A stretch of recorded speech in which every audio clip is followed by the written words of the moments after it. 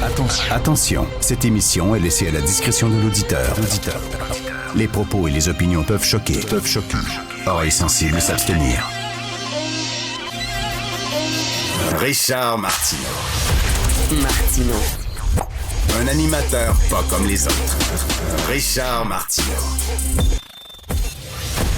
Bon mardi, ma gang de malades. Restez des nôtres. On a des bons invités, d'excellents sujets. On a un tatoueur détatoué. On a un gars qui veut annexer le Québec à la France. Pourquoi s'annexer aux États-Unis quand on pourrait s'annexer à la France?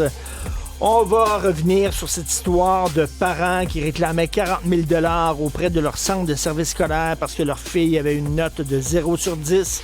Je sais pas si vous avez écouté tantôt Rémi Villemur avec Sophie. Mais il y a des juristes qui se sont penchés là-dessus. Des juristes, là. Il y a eu un rapport de 70 pages, là. Ça, c'est pas du gaspillage de temps de notre tribunal. Ben non, absolument pas. Être prof, moi, là, c'est des saints, des profs, là. Vraiment, là. Déjà, vous avez vu, il manque de craie, il manque de stylo, il manque de gomme effacée, il manque de dictionnaire, il manque de manuel.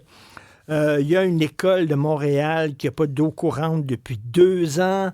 Il y a des écoles encore qui sont vétustes, qui sont remplies de champignons. On doit donner des cours dans des maisons mobiles, dans des modules tout croche, qui sont montés à la dernière minute dans la cour d'école. 56% des écoles sont considérées comme vétustes au Québec et manquant énormément de rénovation. Bref, ça va très bien. Puis en plus, là, tu as des parents qui débarquent et qui t'engueulent parce que tu donnes une mauvaise note à leurs enfants qui sont souvent des cancres finis. Alors, vraiment, ce sont des saints. Je vais vous parler d'une fille qui critique des films de façon assez particulière. Vous savez que moi, je viens d'une génération où on critiquait les films en disant, c'est-tu un bon film ou un mauvais film? Est-ce que le film est original par sa forme? Est-ce qu'il il propose une vision particulière de l'être humain? Est-ce qu'il est audacieux? Est-ce qu'il renouvelle le genre, etc.? Non, aujourd'hui, c'est pas comme ça. Aujourd'hui, c'est est-ce qu'un film transmet des bonnes valeurs? C'est ça maintenant. Quand tu arrives avec un scénario puis tu veux le faire financer au Québec et au Canada, ben là, ils vont dire, premièrement, est-ce que tu as suffisamment de membres de minorité dans ton équipe? Et quel genre de valeur ton film transmet? Alors, des films comme, je sais pas, le Clockwork Orange ne pourraient plus être produits aujourd'hui. Donc, il y a des gens qui vont dire, bon, un bon film, c'est un film qui transmet des bonnes valeurs, et un mauvais film, c'est un film qui transmet des mauvaises valeurs. Alors là, c'est Francis Gosselin, notre journaliste économique, qui m'a envoyé ça. C'est un texte du New York Times. C'est une fille qui s'appelle Alison McCulloch. C'est une New-Yorkaise, elle a dans la 40aine d'années, et elle, c'est une végane. Et elle va voir des films, puis là, elle regarde comment sont traités les animaux, et comment sont représentés les animaux dans les films. Et elle va sur le site Letterboxd, je ne sais pas si vous connaissez le site Letterboxd, où on peut poster un peu des critiques de films, ses appréciations d'un film.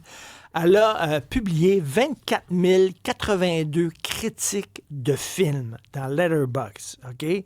Ils ont 18 millions de membres. Letterboxd, c'est une des personnes qui a publié le plus de critiques. Alors, elle va voir un film, puis là, elle note. Et là, elle est allée voir Nosferatu, le film de vampire, là, le remake du fameux film de vampire.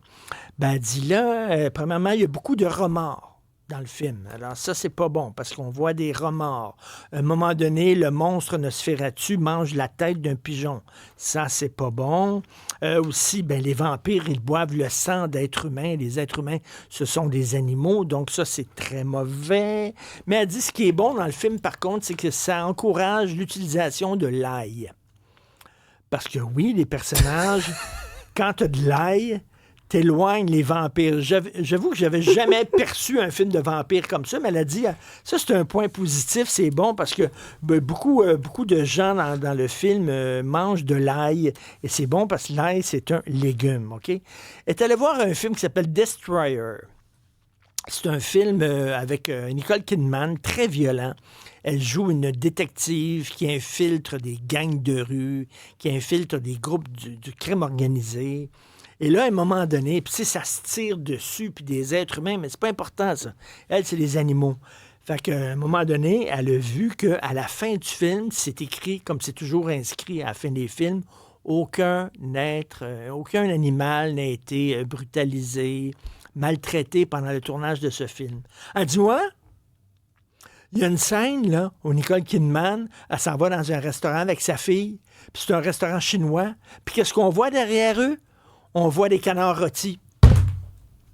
Oui, des canards rôtis. Ben, tu sais, c'est dans une rôtisserie, puis tu vois comme des dindes, là, des poulets qui tournent là, dans une rôtisserie, puis là, c'était des canards rôtis parce que c'est dans un restaurant. Et là, elle n'a pas aimé le film, elle a donné une mauvaise critique. On est rendu là. Et là, elle donne une entrevue au New York Times, puis elle dit, les gens, ils voient un verre de lait, là, puis ils trouvent que c'est très innocent, un verre de lait, c'est la pureté, puis tout ça. Moi, tout ce que je vois dans un verre de lait, c'est de la violence. My God! My God, il y a des gens qui s'offensent vraiment à n'importe quoi. Pauvre fille, là. Faut qu'elle se fasse une petite carapace, là. Elle a quoi, 41, 42 ans. Voilà. Alors, elle va voir des films, puis elle ne voit que l'angle du véganisme. On est rendu là. C'est ça, le cinéma en 2025.